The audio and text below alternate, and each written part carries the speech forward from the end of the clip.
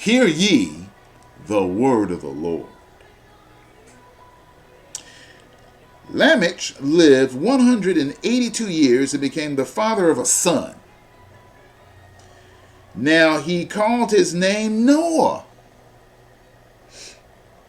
saying, this one will give us rest from our work and from the toil of our hands, arising from the ground which the Lord has cursed. Then Lamech lived 595 years after he became the father of Noah, and he had other sons and daughters. Verse 31. So all the days of Lamech were 777 years, and he died. Verse 32. Noah was 500 years old, and Noah became the father of Shem, Ham, and Japheth. There's a context to this that we're going to be reading about. Chapter 6. Now it came about when men began to multiply on the face of the land, and daughters were born to them, that the sons of God saw that the daughters of men were beautiful, and they took wives for themselves, whomever they chose. Then the Lord said, my spirit shall not strive with man forever, because he also is flesh. Nevertheless, his days shall be 120 years. The Nephilim were on the earth in those days, and also afterwards, when the Son of God came into the daughters of men, and they bore children to them. Those were the mighty men who were of old, men of renown. Then the Lord saw that the wickedness of man was great on the earth, and that every intent of the thoughts of his heart was only evil continually.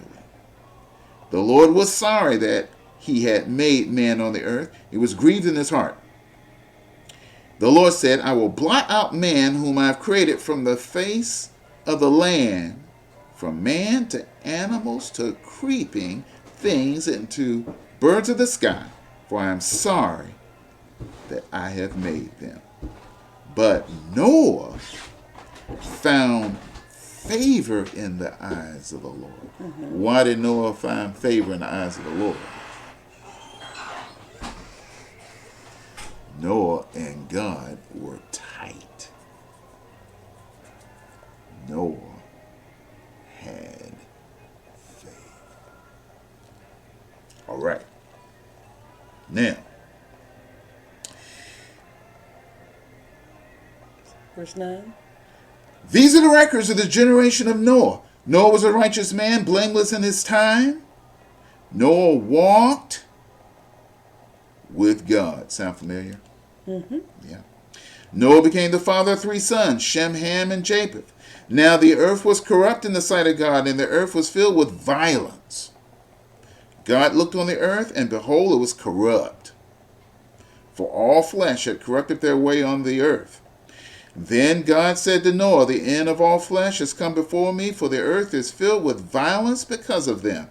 And behold, I am about to destroy them with the earth. Make for yourself an ark of gopher wood. See, God is giving Noah instructions. Okay.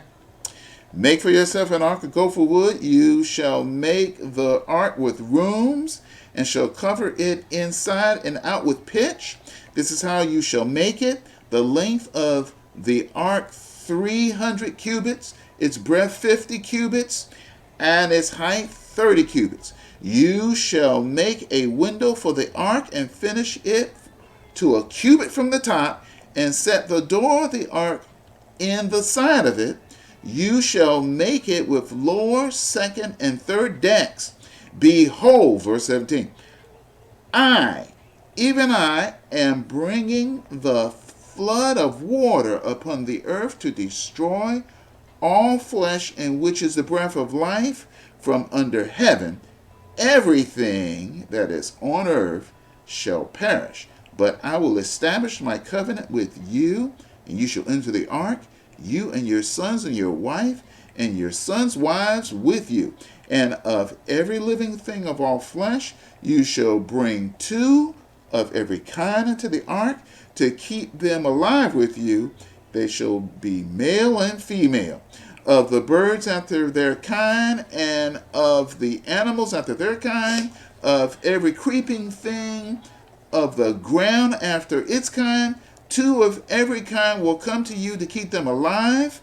As for you, take for yourself some of the food which is edible, and gather it to yourself, and it shall be food for you and for them.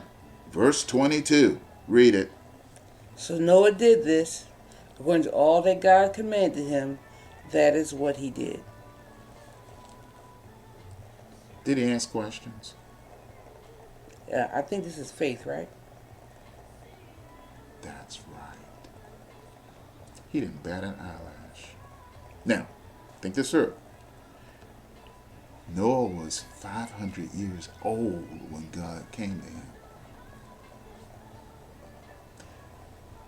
Noah was righteous in God's sight. Noah had relationship with God to know that when God told him to do something, it was yes, sir, without but God. This is what faith is about. Mm-hmm.